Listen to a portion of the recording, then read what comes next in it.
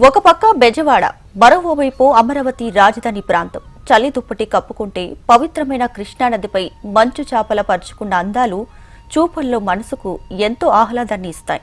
ఉదయాన్నే మంచంపై నుంచి దిగేందుకు బద్దకించే నగరవాసికి భిన్నంగా దట్టమైన పొగమంచులో పనులకు పరుగులు తీసే రైతు బిడ్డలు, అరవిచ్చిన తామరాలు, పక్షుల కిలకల రావాలు, వెరసి ప్రకృతి రూపుదిద్దిన సుందర దృశ్యాలు పలువురిని ఎంతగానో ఆకట్టుకుంటున్నాయి.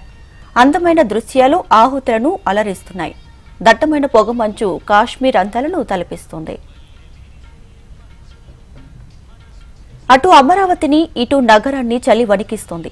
సాయంత్రమైందంటే చాలు శీతాల గాలులకు నగరవాసులు గజగజ వణికిపోతున్నారు.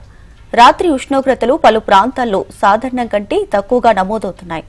అమరావతి ప్రాంతంలో కొద్ది రోజుల క్రితంతో పోలిస్తే స్వల్పంగా ఉష్ణోగ్రతలు పెరిగినా ఉత్తరాది నుంచి వీస్తున్న శీతల గాలులతో చలి తీవ్రత కొనసాగుతుంది. ఉదయం వేళ శివార్లలో మంచు అధికంగా కురుస్తుంది. పొగమంచు దట్టంగా అలుముకుంటుంది. రహదారులపై ఎదురుగా వచ్చే వాహనాలు కనిపించక అనేక ఇబ్బందులు పడుతున్నారు ప్రజలు. మంచు ప్రభావం వల్ల చల్లని గాలులకు వృద్ధులు తీవ్ర ఇబ్బందులు పడుతున్నారు. గరిష్ట ఉష్ణోగ్రతలు తగ్గి కనిష్ట ఉష్ణోగ్రతలు స్వల్పంగా పెరిగే సూచనలున్నట్లు తెలిపింది.